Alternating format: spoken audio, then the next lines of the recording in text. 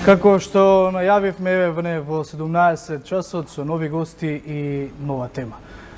Македонија е една млада демократија која што се уште учи за тоа како се почитуваат правата на оние на кои што им се на некој начин накршени или пак им следуваат, ги стекнуваат.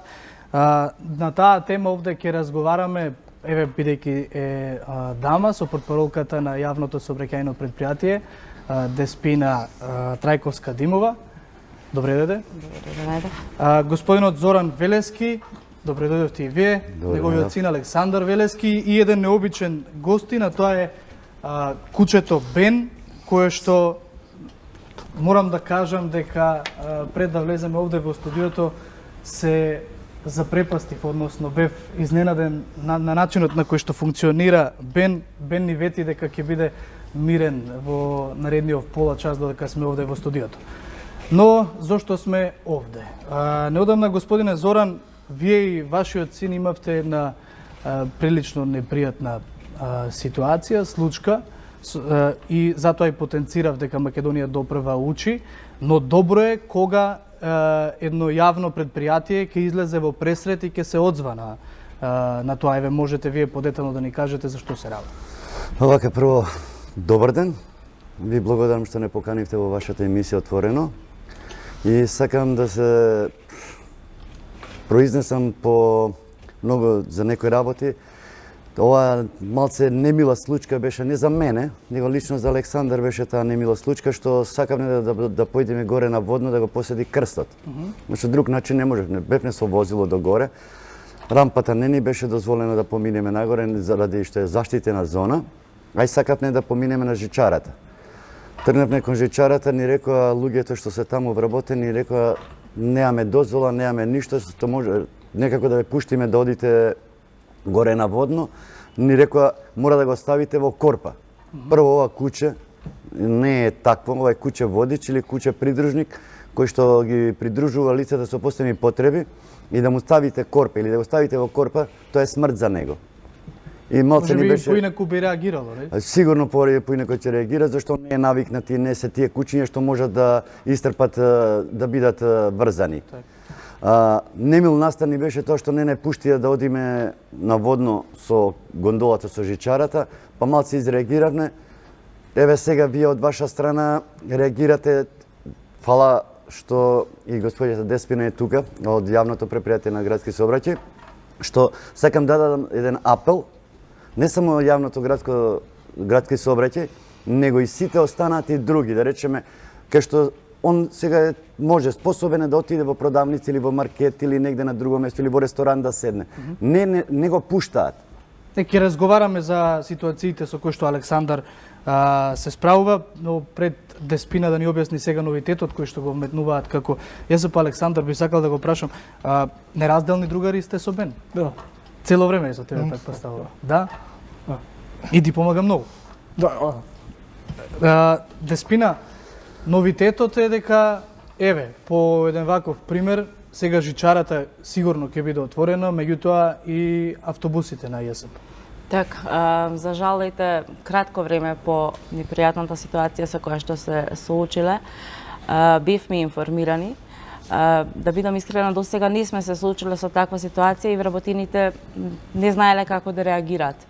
Раководството одлучи да не представува никаков проблем во иднина, лица во инвалидска количка со куче придржник да имаат слободен пристап влез во жичарата, истото се однесува и за автобусите, бидејќи констатирано и од X примери, да речам во регионов и европските земји, каде што може би ова е веќе пракса, има слободен пристап во јавни институции и слично, да го земеме и ние примерот и да трнеме еве да појде од нас и другите јавни институции останатите и да дадеме на некој начин подршка, бидејќи јасно е дека овие кучиња придружници се своевидна, ајде да речам, лева рака на лицата во која што се наоѓа и Александар.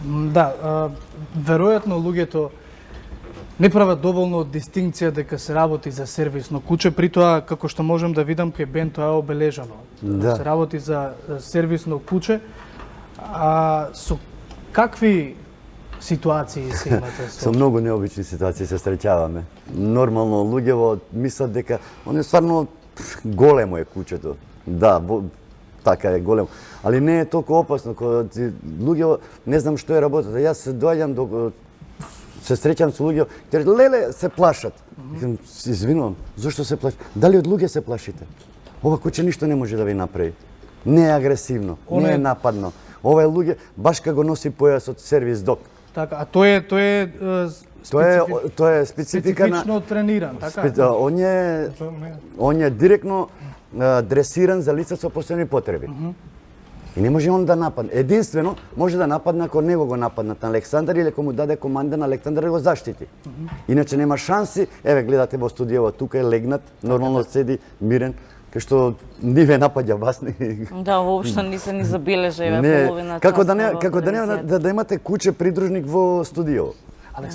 Александар, знае некој пат да не ги послуша командите? Да, не го Ама се справува? Не, си има карактер свој. Ама сега е тоа е најважно. Да. А, Деспина, неодамна во, еве ќе земам повторно пример странска држава, бидејќи да, во Македонија луѓето се немаат сретнато со ваква ситуација, меѓутоа ке американците тоа го има, нели, нормално, поголема држава, повеќе ситуации. Куче воен ветеран, на кое што според закон во една од американските држави му е дозволено да влезе во ресторан, всушност не го пуштаат. Бидејќи имаше реакции од јавноста. Претпоставувам дека и кога се воведува оваа новина во автобусите на ЈСП, ајде жичара е корпа, изолиран случај. Меѓутоа во автобусите на ЈСП сигурно ќе има некој кој што ќе изреагира, кој нема да се согласи со ова, без при тоа да ја свати самата потреба. Како ЈСП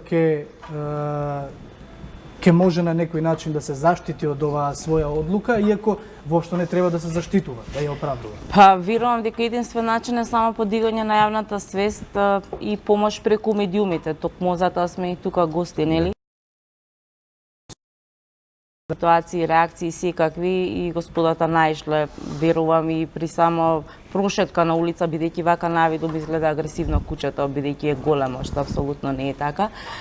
Ние апелираме, еве, користам оваа ситуација, сите кои што ја гледаат емисијава, да ја разберат суштината за која што сме ние тука заедно со Александар и татко му, и едноставно да дадат поддршка, напротив, да не реагираат нели не соодветно, бидејќи кучето пред се не е во случајов само нивен миленик, туку од голема помош на неговото секојдневие за извршување на неговите потреби, какви да се.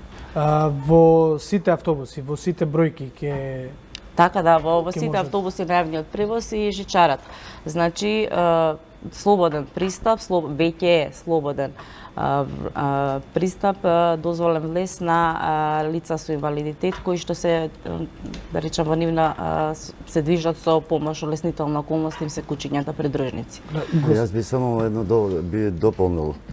За да може јавноста и граѓаните кои ќе се возат во автобуси, барем нека има една налепница закачено, залепено во автобусите, да знаат дека можат и луѓе хендикепирани или лица со, да не кажам хендикепирани, се лош зборе, лица со посебни потреби да можат да се движат и они со автобусите слободно, да ги користат автобусите со придружник со кучиња. Да. Апелирам барем тоа за да знаат луѓево. Веројатно при тој страф или при таа некоја реакција на луѓе кои што има луѓе кои што навистина се плашат од кучиња без разлика нели какво е кучето, не судат по карактерот, него само заради тоа што е животно, ќе треба на Бен да му се стави некој вид на маска додека е внатре во автобус. Може да гледате да го гледате него, да видите он што кои сите активности може да ги изведе. Он е дресиран, не може да нападне. Ако му се стави него маска, заштитна маска или корпа на устата, он не може да ја истрпи. Лабрадориве, ја мислам да прашате и кинолозите, ќе ви кажат дека лабрадорите не се агресивни кучиња. Тие се добротворни кучиња, кои се добронамерни и работат за човекот. Вие сте подготвен на секоја една реакција која што би дошла од граѓаните, еве ние како медиум и само порака за, како што рече и Деспина, покренување на јавната свест, меѓутоа, дали сте подготвени да се соочите со различни реакции на некој што не може да ја разбере? Ние стално се среќаваме со тие ситуации на улица. Се среќаваме со ситуација. Најнормално ќе ви кажам една ситуација. Он, мислам Бен, куче, кој ќе види мало дете, он го оди до него, го подушкува и го заштитува. Во случај ако се занесе, мало што година и пол, 2-3 години, деца трчат кон него, си играат со него. Он е толку добродушен. Не знам, ја можам да разберам дека имаат луѓе психа од кучиња, од тие работи. Али во секој случај кога ќе го видиш, не треба да реагираш. Зашто секој човек кој реагира, и јас да реагирам спрема вас, вие ќе реагирате. Така и они. И они чувствуваат. Затоа сакам да кажам дека не треба уопште да се реагира или да се трга некои нагли потези да се прават. Во секој случај и оно е суштество живо. Да. Бидејќи одлучивме овој дел од студиото да се одвива во два дела, Деспина ја имаме уште малку, ја искористил приликата што доколку например одреден возач на автобус своеволно може да реши дека не може да влезе ако има реакција од граѓаните. Дали тој би подлежал Значи имаше своеволно да реагира, сепак тоа е одлука донесена на ниво на јавното претпријатие, одлука на менаџментот. Сите се запознаени со таа одлука. Така, веќе да во постапка Жичара уште извинатата недела раководителот на жичарницата беше информиран дека во иднина треба слободно да им се дозволи на лицата со инвалидитет слободен пристап на нив со кучињата придружници, а истото веќе се од денеска да речеме доставена проследена информацијата и до сите возачи. Значи немаше тоа не е одлука на возачот. И сега свесни сме, како што рече и господинот, сигурно ќе има реакции од останатите патници во автобусот, но се надеваме дека постепено да речам ќе се направи еден вид кампања со која што и граѓаните поинаку ќе реагираат и ќе разберат дека кучињата во случајов придружници се од голема помош на лицата со инвалидитет и воопшто да не реагираат, нели доколку забележат такво лице во куче во автобус, да нема негативни реакции. Или одберете го седиштето кое што е подалек од кучето, барем тие кои што се љубители на кучиња сигурно ќе застанат до Бен. Не можам само да апелирам и кој гледа меѓутоа аудиториумот е нели голем број на медиуми, институции кои што можат да помогнат во случајов и да дадат една поддршка за да не се соочуваат во иднина со непријатни ситуации. Да има слободен пристап, зашто да не и во маркети, банки, театри, па и да се направи еден закон како што има во околните земји и европски земји, па дури и во блискиот регион, што е една Хрватска повеќе од нас, да речеме, ние се стремиме да одиме натаму. Така, Деспина, овде ќе ти се заблагодарам за твоето гостување. Се надевам дека и другите медиуми ќе го послушат она што ти го побара. Тоа значи да ја разберат оваа цела ситуација. Ние овде правиме една кратка пауза. Во студиото ќе не дружи Алишан Суарет од иницијативата 5 до 12. Ќе разговараме за останатите проблеми кои што оваа иницијатива всушност ги покренува во јавноста. Останете со Еден ТВ.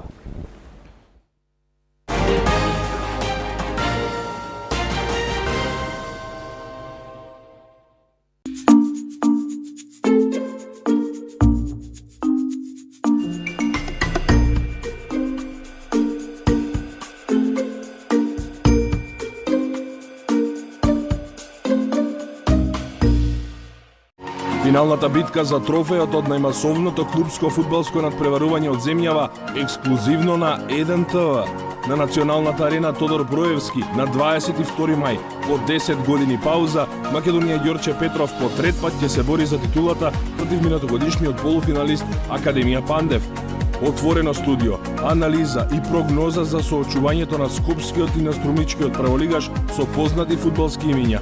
Македонија Ѓорче Петров, Академија Пандев, 22 мај од 18 часот со директен пренос на Еден ТВ. Вечерва во лица ке гледате. Интервју со Дино Раџа, поранешен хрватски кошаркар, светски првак, освојувач на 2 олимписки медали. Жива легенда, член на славната кошаркарска петорка пред распаѓањето на Југославија. За односите со Дражан Петрович, Владе Дивац, за играта во НБА и за сите негови животни предизвици кои не сме ги слушнале досега. Лица, 21 часот. The Guild King Ale near York and are moving south into the Midlands, so far towards Repton. Is it your belief that they're set upon attacking my father's kingdom? That they have gathered together to attack Wessex? There is no doubt in my mind. These are the sons of Ragnar Lothbrok. They want revenge for the death of their father. Вечерва. 23 часот. Нова епизода.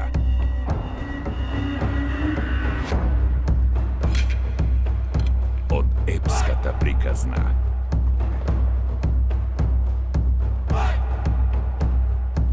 Не пропуштајте.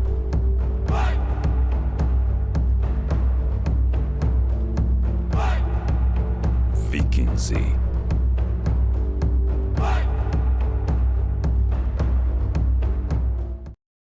Владење на правото и функционална правна држава, реалност или утопија?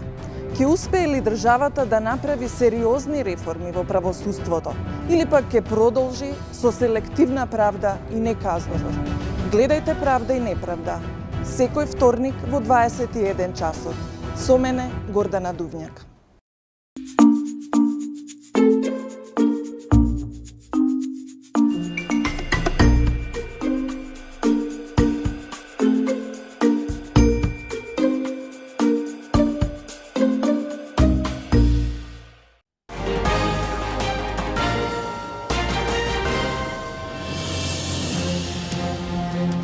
По кратката пауза, еве ве назад во студиото, морам да напоменам дека Бен цело време е мирен.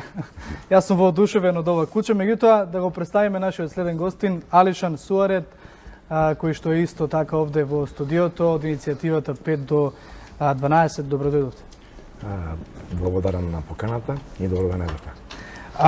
Господине Зоран, Да. пред да го поставам прашањето до Алишан и сите оние работи поврзани со 5 до 12, сакам барем малку да направиме еден вовед за Бен, бидејќи не го напоменавме тоа во првиот дел.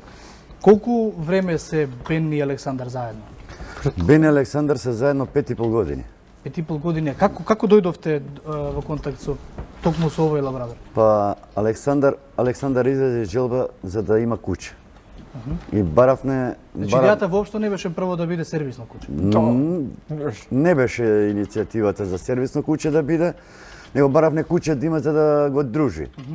Во тој случај се јавија луѓе кои ни понудија двомесечно. На 2 месеци го зедовне Бен со нас и полека со иницијатива негова за да го придружува, за да може да се движат низ градов заедно, како фактички му е како прв другар му е. Цело време се заедно и излезе иницијатива од Александар за да го дресираме. Кој сега нормално ако го дресираме ќе беше тоа една основна дресура. Него дојдовме до споразум измеѓу мене и него и домашните што сме, за да се направи една дресура за да биде Бен придружник или куче кој што ќе ги придружува лицата со посебни потреби. И така излезе. И сега е тоа сервисно куче за лица со посебни потреби кои му извршува доста работи дома, потребни работи му ги носи, го слуша, заедно се со него цело време, што се вика 24 сати да се заедно со Бен. Александар, беше тешко да го научиш на основните команди Бен или не? Не. Да, имало ситуација во која што не те послушал за било што или? Не, цело? Да. Има некојаш малце си е тврдоглав, ама карактерот е да. Па исто како луѓето, што е така и кучињата си има свој карактер. Да. Господин Алишан, 5 до 12 иницијатива најдобро позната по кампувањето спроти законодавниот дом во 2017 година. Тоа е иницијатива која што алудира на унапредување на правата на лицата со посебни потреби. Неодамна испративте писмо до делегацијата на Европската Унија овде во Скопје за да бидат своевиден медијатор за барањата. Каков е фидбекот, односно прво кои се тие барањата, дали се имаат променето во овие 2 години и каков е фидбекот од тоа писмо? Така, прво ќе одговорам околу барањата.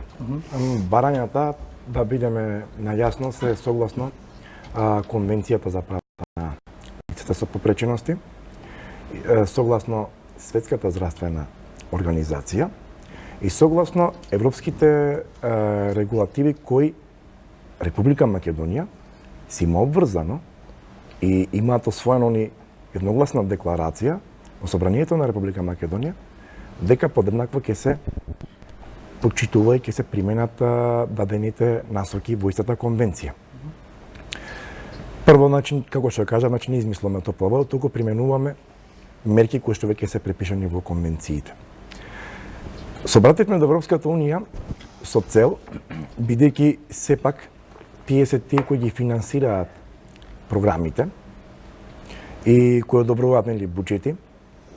Сведоци сме на одредени парични средства кои се ставени во функционална категорија на лица со попречености, но нажал го немаме дадениот импакт или фидбекот.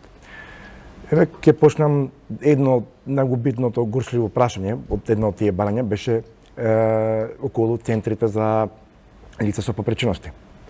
Да, ние во државата најчесто ќе кажат дека имаме дневни центри, но прво јас не би ги нарекол тие дневни центри, тие се дневни собиралишта за мене, бидејќи дневен центар е нешто што произлегува каде што дава услуги на лицата со попречености, согласно нивната функционалност, од зборам од психосоцијална помош до физикална и физиотерапевтски услуги. Бидејќи, на пример, Александар има потреба од физиотерапевт. Потоа тие центри треба да се базираат врз база на рехабилитација и лоротација.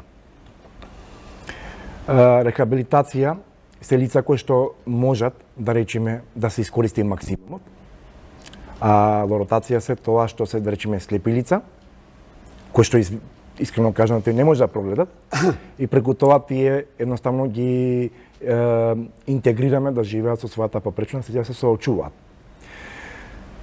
Центрите, буквално, кои што слушаме дека сака да направат, да речеме, ресурсни центри кои би давале услуги, за мене тоа не би требало да се прави додатна работа, бидејќи сепак треба државата да ги искористи постоечките, така наречени дневни собиралишта, да ги прилагоди за согласно потребите на лицата со попреченостите и истите тие да може да ги користат. Сега, ние како граѓанска иницијатива знаеме дека горчлив проблеми и на родителите. Тие бараат и да екзистираат. Тука, како иницијатива, веќе разработивме модел, кој што истиот ќе го предложиме до Европската Унија, каде што во вклоп на центрите за рехабилитација да функционираат и заштитни работилници. Заштитните работилници би биле согласно потребите на пазарот на трудот, на местното население каде што би се наоѓале, за да можат родители да се вработат и да можат да партиципираат и тие да не бидат терет на системот. Бидејќи, искрено кажано, сведоци сме кажуваат дека социјалната помош е покачена, ама искрено кажано, со 900 денари не се решаваат проблемите на овие лица. Еве да направиме појдомна точка. Вие сте имале некаков вид на разговор од почетокот на таа иницијатива, а таа е се уште активна, така? Апсолутно, иницијативата е активна, со тоа што, прво, значи, самата влада, во 2017 на 22 мај, во недела, се одзва директно и каде што едногласно рекоа дека барањата на граѓанската иницијатива 5 до 12 ќе бидат во целост или делумно остварени. Но, нажал, наместо тие да бидат остварувани, согласно барањата, тие од ден на ден се уназадува и едноставно се прегушуваше да не може да дојде до израз ова.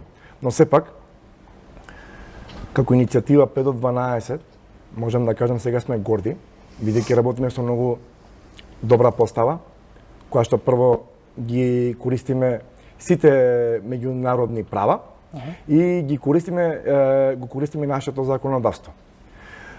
Ако до сега беше проблемот, нели, како ние лицата со попречности да го решиме, нели, нашето, да речеме, слепите лица како да подпишуваат по банка или ред други работи кои што навистина не би сакал да ви го одземам не би сакал да ви одземам вашата емисија во однос на тој проблем, ние како иницијатива даваме предлог и бараме од Европската унија согласно хрватскиот модел во Република Македонија се формира народен првобранител за лица со попречености. Бидејќи сакале некеле, мора властите да не разберат сите дека ние сме еден вид како малцинство во државата.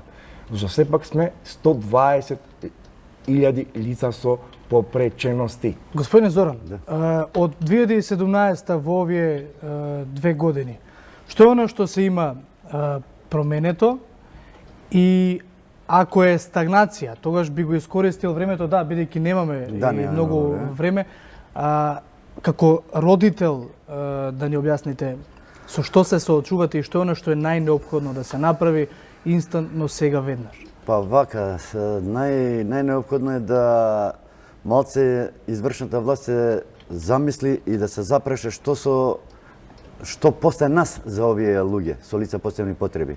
Ние сме, да, тука сме, него утре може ке не нема. Кај ќе бидат они? Ќе бидат фрлени на улица? Треба да се заангажираат малце и извршната власт. Второ, сакам да се посети малце внимание, да се направи една аналитика. Уште немаме аналитика во држава колку имаме лица со посебни потреби. Башка, сакам да кажам дека лекарствата се многу скапи. Ги немаме на позитивна листа, кај што треба тие лекарства да ги земаат. Треба ни бараат посебни документи за дека тие се лица со посебни потреби да не се плаќа партиципација. Треба да се направи сето тоа, али од 17 година до ден денеска ништо, али сега со нашава иницијатива 5 до 12 сме доста јаки, сакаме да одиме напред и сакаме да оствариме контакти со сите институции во државава. Писмото до седиштето на Европската унија во Скопје е поднесено на 2 мај, а имаат поминато колку дена? Веќе имате некаков одговор? Веќе 10 дена, 12. Да, имате некаков одговор? Вака, одговор се уште немаме, ама веруваме дека веќе оваа недела ќе имаме одговор. Ние, иако немаме одговор, ние ќе продолжиме, бидејќи сепак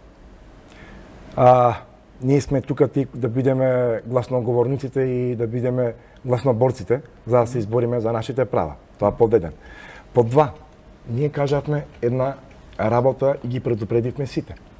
Дека во дадениот период од месец дена, доколку Европската унија не најде начин да не седнат сите на маса, бидејќи нашиот концепт е сите подеднакво, и да ги решиме проблеми, нашата цел е веќе каде што веќе се собрани, можам да кажам, групен азил во останатите европски земји. Групниот азил не би се базирал на политички цели, туку би се базирал прво на социјална инклузија и кохезија, интеграција и на здравствена заштита. Прво, ние сме земја која претендираме за влез во Европската унија, а ние немаме во 21 век лекови за овие лица.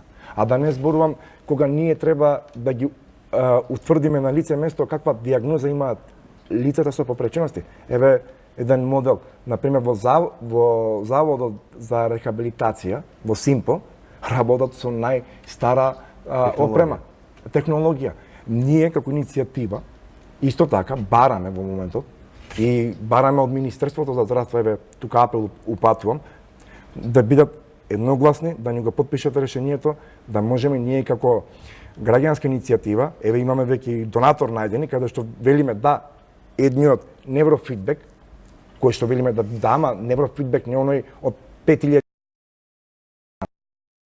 луѓето. Туку зборувам неврофидбек кој што од 32 канален, кој што директно можеме ние да детектираме и да воспоставиме диагноза на лицето со попреченост, дали е дете, адолесцентен или млад, бидејќи најчесто ние тоа до сега го немавме. Ако ние треба да почнеме да правиме, креираме индивидуална програма или интегрирано досие, како ние ќе го направиме интегрирано досие на тоа лице ако ние нема да знаеме точната диагноза. И ако ние со точни информации не го информираме личноста, не. Многу е битно, значи, прво диагноза такава лица, за да може да се имплементираат и понатамошните ставки кои што треба овие лица со попречености да бидат интегрирани. Например, многу голем пропуст е, исто така како иницијатива, за тоа бараме, многу мерки се битни, каде што бараме да се воведе една мобилна екипа, која што таа ќе биде задолжена за лицата со попречености, која би се водела, да речеме, под формат здравието како интерпункт кај лицата со попречености, каде што таа комисија бидела во сите училишта каде што има деца со попречености, тие деца би ги мерела. И таа комисија ќе има ингеренции да дава насоки и препораки, ако, например, Александар му треба да иде на рехабилитација стапалото да го исправи или некој друго дете, некоја друга потреба, тој истиот ќе може да ги дава насоките и да ги почитува, зашто најголем проблем имаме ние и информираноста на родителите. Искрено кажано, затоа треба да се формираат вакви мобилни екипи, за да може директно на терен да се работи и со родителите. Ова сето го имате ставено на хартија, го имате како предлог. Господине, ако сакате за крај да додадете уште... Да дополнам во исказот на Суарец, имаме доста лица со посебни потреби кои се затворени дома.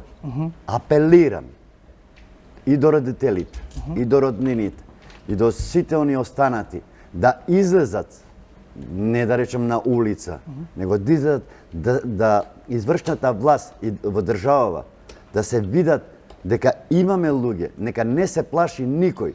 Слободно нека излезе, нека си го искаже своето право, зашто и тие се лица кои живеат во оваа држава, кои се државјани на оваа држава, кои ги бараат за, еве ке кажам јас последно, за изборите. Беа побарани да излезат да гласаат. Него не може да биде он дете до 26 години, а да го бара од 18 години да излегува на гласање. Така, тоа е уште една од работите кои што... Тоа е дискредитација. Дискредитација на самата личност. Сакам да кажам, сите луѓе во државава, кои дали во фамилијата или и познаници, да ги охрабрат и лицата со посебни потреби да излезат, да го искажеме, јас не сум, родител сум на лице со посебни потреби, да го искажеме нашиот бол на државата, на Министерството за здравство, труд и социјала, да им скажеме дека имаме потенцијал кај што можеме, работиме на планови со иницијативата 5 до 12 и сакаме да направиме нешто во оваа наша држава мала за лицата со посебни потреби. Да, ќе завршам како што го отворив разговорот, верувам дека како една млада држава, да, се уште се соочуваме со условно кажано недоволно почитување на правата, меѓутоа верувам и дека после секоја реакција следува барем еден фидбек од надлежните власти. Се надевам дека следниот пат кога ќе се најдеме овде во студиото ќе разговараме за една успешна приказна имплементација на вашите барања или барем некој консензус од она што е изводливо и она што е побарано. Се надеваме на подобри услови. За крај може ли?